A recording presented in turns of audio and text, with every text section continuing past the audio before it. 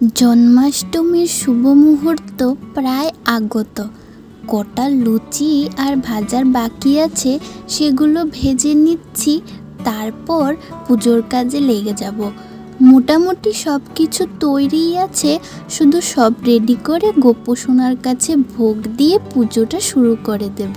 এই যে আমাদের ছোট্ট মিষ্টি গোপু সোনাটি।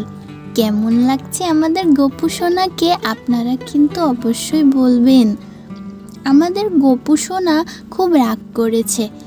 অনেকবারই মালাটা পরাতে চেষ্টা করছিলাম, কিন্তু গোপু সোনা দেখছি বারবারই ফেলে দিচ্ছে। আসলে অনেক রাত হয়ে গেছে তো, তাই গোপু সোনার হয়তো খিদে পেয়েছে। এখানে সব প্রিয় খাবার গোপু সোনার একদম তৈরি।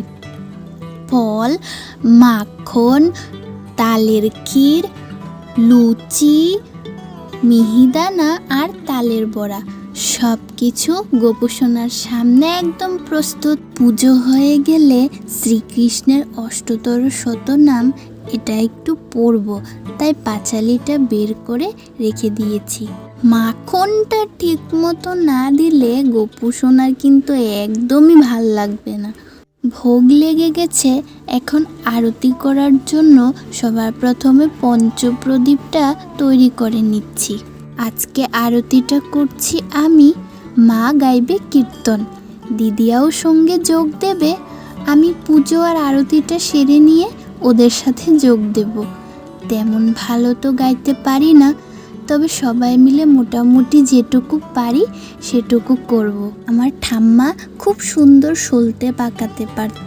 ঠাম্মাকে দেখি মোটামুটি আমিও শিখে গেছি, আজকেও বানিয়ে ফেলেছি। শঙ্খ, কাশি, করতাল, ঘরে যা যা বাদ্যযন্ত্র ছিল নিয়ে নিয়েছি। যাত্রার জন্য চন্দনের ফোঁটা এদের উপর লাগিয়ে দিলাম। বড় একটা প্রদীপও এখানে জ্বালিয়ে নিয়েছি। এবার ধূপটাকে ভালো করে জ্বালাতে হবে। ধরতে অনেকটা সময় লাগে, তাই একটু ধরে নিক, তারপর আরতিটা শুরু করছি। এই ধূপটা তো বেশিক্ষণ থাকবে না, পাশেই কটা ধূপকাঠি জ্বালিয়ে নিচ্ছি। তাহলে এটা নিভে গেলে ধূপকাঠিগুলো দিয়ে ধূপের ব্যবস্থা হয়ে যাবে। 12টা বেজে গেছে, আমাদের গোপু সোনার জন্মতিথিও চলে এসেছে। চলুন এবার আরতিটা শুরু করা যাক।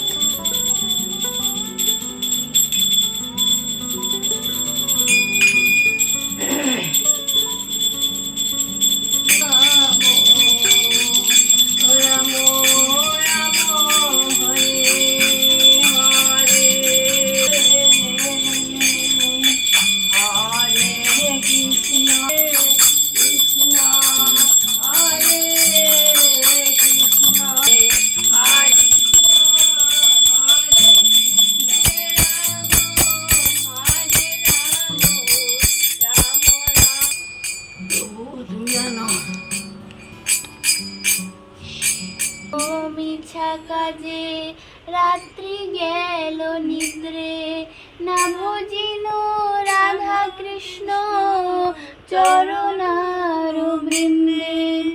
কৃষ্ণ জীবার তরে সংসারে আইনু, মিছা মায়ায় বদ্ধ হয়ে বৃক্ষ সম হইনু।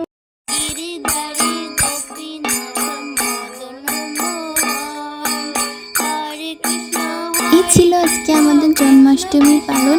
সবাইকে শুভ জন্মাষ্টমী, অনেক অনেক শুভেচ্ছা। সবাই ভালো থাকবেন, সুস্থ থাকবেন। গোপাল ঠাকুরের কৃপা যেন সবার উপর বর্ষিত হোক, এটাই কামনা করি।